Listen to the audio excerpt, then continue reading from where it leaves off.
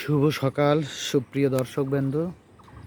আমরা একটি সুউচ্চ ভবনের উপর থেকে বগুড়া শহরকে দেখার চেষ্টা করছি।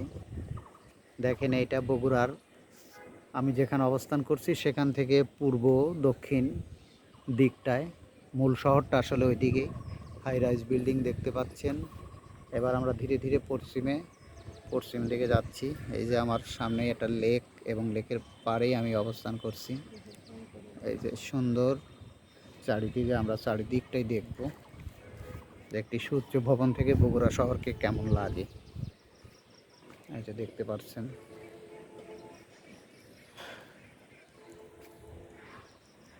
চারিদিকে, এটা উত্তর দিক আমার অবস্থান থেকে, এবং উত্তরে আমরা আরেকটু এগোনোর চেষ্টা করছি। এই যে ছাদ বাগান করছে, হয়তো প্রথমের দিকে যত্ন দিছিল, এখন নাই। এই যে ড্রাগনে ফুল দেখা যাচ্ছে।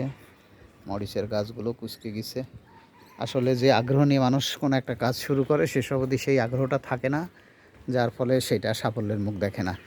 এই যে নতুন আর একটি ফ্ল্যাট হচ্ছে।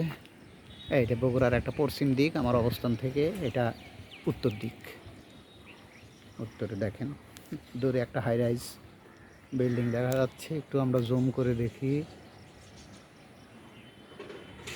এই যে এটা বগুড়ার কি টাওয়ার বা কি নাম আমার জানা নেই। এবার একটু পূর্ব দিকটা দেখি। দেখলাম আমরা আসলে চারিদিকটাই দেখলাম বগুড়া শহরের। তো বেশ ভালো। আসলে উত্তরবঙ্গের রাজধানী দাবি করার মতো শহর এটা।